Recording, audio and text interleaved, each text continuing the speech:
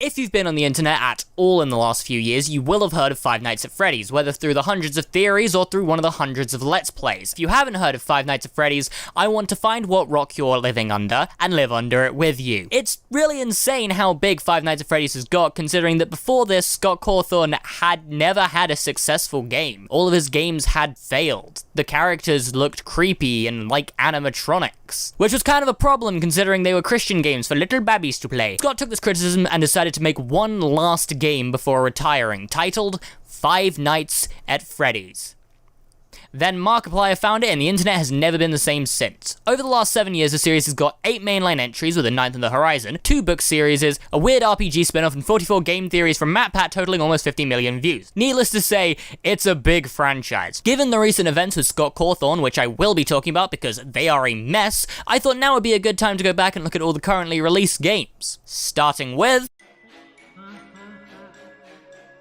Freddy's 1 is so goddamn terrifying it goes from being a positive to a negative. The atmosphere is so goddamn thick that even a seasoned horror veteran like myself, someone who has been able to play through that baby section of RE8 without batting an eyelid, personally has to resist the urge to hit the escape button and get the fuck out of there. The FNaF series is quite unique in that hitting the escape button doesn't send you to the main menu, it straight up ejects you from the games. Whenever anything remotely intense happens, I have to constantly resist the urge to hit the escape button harder than Hitman hits men. Try saying that 3 times fast. You always feel like you're being watched playing this game, and when nothing happens, you almost feel more on edge than when animatronics are roaming around. When they're not moving, you know there's nothing to be afraid of, and yet you still feel like something bad is going to happen. You still feel the need to constantly check the camera, close the door, check the lights. It's honestly amazing that this masterclass of horror came from the same guy who made an animation of the Pilgrim's Progress that I watched in lower school. Actually, never mind, that makes perfect sense. In Five Nights at Freddy's 1, you're up against 4 animatronics: Bonnie, Chica, Foxy, and Freddy. Bonnie and Chica go down the left and right sides respectively, Foxy will come out if you don't check the cameras enough, and Freddy just does whatever the fuck he likes. I don't actually know how he works. In order to combat the animatronics trying to grab you and stuff you into a suit, and kill you, you have 2 doors that, unlike every other door in existence, need powers to stay closed. Because of this glaring design flaw, you have to balance closing the doors in order to stop the animatronics from getting you, while also not using up too much power in order to survive until 6 AM when your shift ends, at which point you can get the fuck out of there. You did this for 5 nights. Oh hey, like the title. Except, wait, no it isn't, because there's actually 2 secret nights. Night 6 and a custom night. Night 6 is basically just souped up Night 5, and the custom night, you can actually decide how aggressive you want the animatronics to be. This led to the creation of the 2020-2020 mode, or as I like to call it, the 420 mode, because I'm extremely immature. Beating 2020-2020 mode, which is really fucking hard, so hard that I didn't do it, you get nothing except another star in the main menu. Thanks, Scott. Also, did I say 4 animatronics? I lied, there's actually 5. While playing the game, there's a very, very small chance that this poster of Freddy will turn into a poster of Golden Freddy, which is like Freddy, but gold, and with no eyes. This causes Golden Freddy to spawn in your office and make you not alive. Golden Freddy's jump scare is also quite unique in the fact that after it happens, it crashes the game, forcing you to reopen the game if you want to continue your night. I'm really terrible at this game, so after each night, I had to take a break in between because I simply couldn't do 2 nights in a row. Do you see what I mean by it's so scary that it's a problem?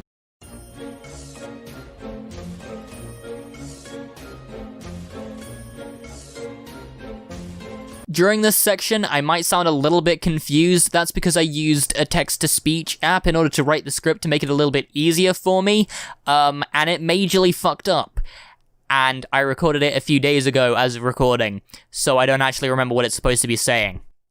I don't own FNaF 2 on PC, but I do own it on my Nintendo Switch, and it's not great, actually. The footage in the background of this segment isn't going to be mine. You'll likely recognize whoever it is, but just in case, I'll link the videos in the description.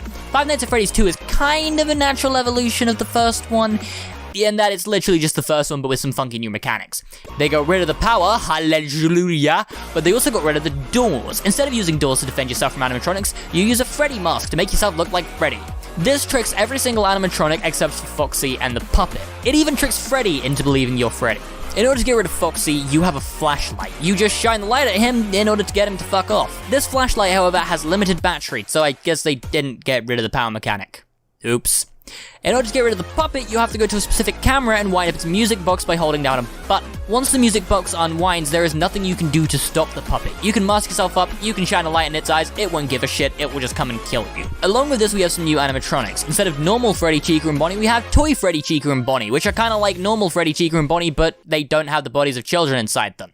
We also have Balloon Boy, who is a prick. If Balloon Boy gets to your office, he doesn't jump scare you, he just stops you from shining your flashlight, which is kind of a fucking problem when you can only get rid of Foxy with said flashlight. Then there's Mangle, who was Toy Foxy until the children pulled them apart and then put them back together. Along with this, we do kind of have the original Freddy, Chica, Foxy, and Bonnie, which all look extra horrifying because of just how old they are. Survive another 5 nights and then another 2 nights, and bada bing, bada boom, you have beat Five Nights at Freddy's 2. This one isn't nearly as scary, nor as difficult as the first one. At least to start with. When the withered animatronics come along, that's when the game goes from 0 to 100 real fucking quick. You deal with them the same way you deal with the toy animatronics, but sometimes they will go, no, fuck you, I can see through your mask, bitch. Once again, you got 2020, 2020, 2020, 2020, 2020 mode, or as most people would call it, 1020 mode. Because there's 10 of them. I haven't beat this one either, but it just gives you a star in the menu, so I don't want to.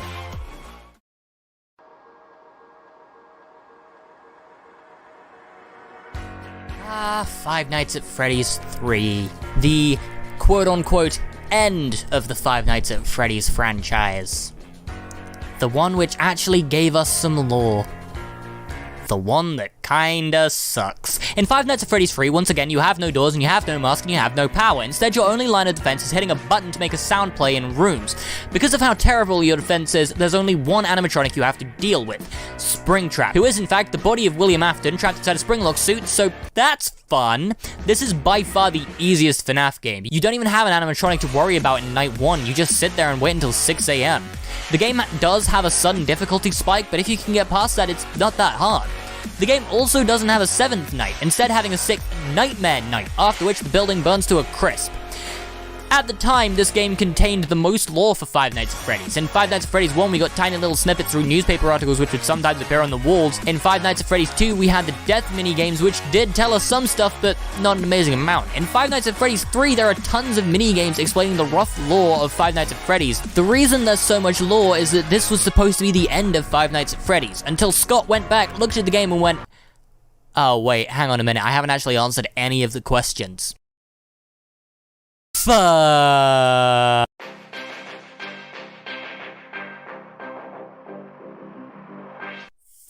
FNaF 4. While FNaF 1, 2, and 3 all have similar but different mechanics, 4 went fuck you, I'ma do whatever. I really dislike this one, ultimately due to said mechanics. While in all the other games you had a camera, in this one you have to go up close to a door and listen. If you hear breathing, slam the door shut, and if you don't, you can shine a light in. Along with this, you also have to worry about Foxy in your closet and Freddy, who is behind you. He just kinda comes up sometimes. The problems arise with the fact that you can barely hear the breathing, and until you actually hear them breathing, you don't get any indication of what that sounds like. For context, this is what the breathing sounds like with the volume raised.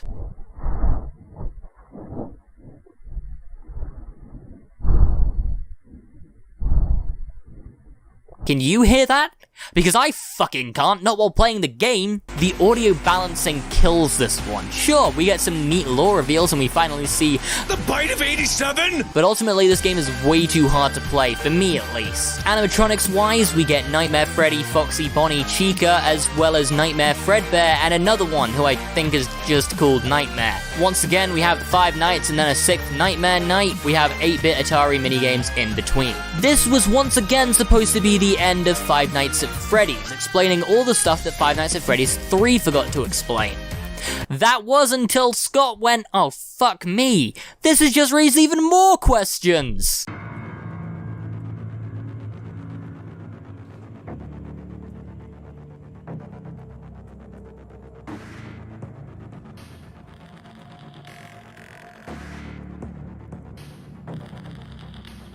the location dropped around when I came into the Five Nights at Freddy's sphere, it's significantly different to any of the games that came before it. While in the first 4 games, you generally sat in one location and tried to stay alive until 6 AM, sister location sees you doing specific tasks around the Freddy Fazbear's sister location. I see what you did there, Scott. This one was very lore heavy, almost more lore heavy than 4 or 3. FNaF 4 was supposed to be the ending of the series, but as I said, Scott went, oh fuck, I still haven't answered a lot of questions, and just raised even more. Of course, in trying to answer some of those questions in this game, Scott once again raised more. I don't think he's very good at answering the questions he asked. This game has 2 endings. The canon ending, in which you get brutally murdered, and the non-canon ending, in which you get brutally murdered, but you play Five Nights at Freddy's 1 beforehand. This time around, the cast includes Funtime Freddy, Funtime Foxy, and Ballora, but not Funtime Chica. There is a reason for this, I think.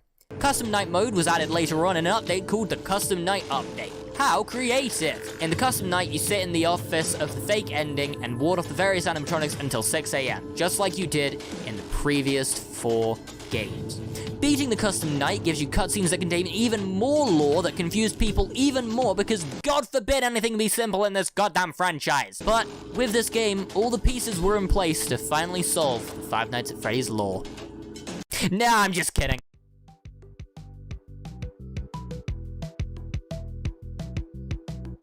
Pizzeria Simulator was the first Five Nights at Freddy's game that I was there to follow the development of. I remember rushing home from school, excited to finally play it, only to get scared by Circus Baby and not be able to continue. Freddy Fazbear's Pizzeria Simulator isn't just a Five Nights at Freddy's game. As the name implies, it's also a pizzeria simulator. Five Nights at Freddy's stuff comes after each day in the simulator. After each of the 5 nights, you have the choice to scrap or salvage an animatronic. Salvaging the animatronic results in them becoming a threat in the next night. Scrapping them means they never show up. This creates quite an interesting setup. If you choose not to salvage any of the animatronics, you have no threats to worry about during the night sections. But if you don't salvage any and scrap them all, you're also limited to the worst ending. Salvaging them results in you getting an incredibly difficult challenge, but a good ending. The canon ending. This time around, the animatronics are Springtrap, Molten Freddy, Circus Baby, and Lefty? I don't know who this guy is. I think he's got some importance to the lore, but I don't remember what it is. I need to brush up on MatPat.